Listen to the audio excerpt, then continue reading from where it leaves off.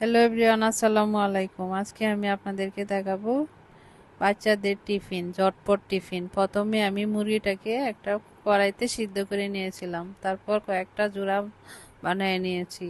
আপনারা এভাবে জোড়া বানিয়ে হালকা একটু তেলের মধ্যে ভেজে নেবেন। তারপর দিয়ে দিবেন পেঁয়াজ কুচি। পেঁয়াজ কুচিটা হয়ে আসলে দিয়ে দিবেন পোলার চালগুলি, ধুয়ে রাখা পোলার চালগুলি। তারপর দিয়ে দিবেন স্বাদ মতো লবণ, দিয়ে দিবেন কাঁচামরিচ, দিয়ে দিবেন আদা রসুন বাটা। তারপর আবার নাড়াচাড়া করেন। নাড়াচাড়া হয়ে আসলে আরেকটা পাতিল থেকে গরম পানি দিয়ে দমে দিবেন।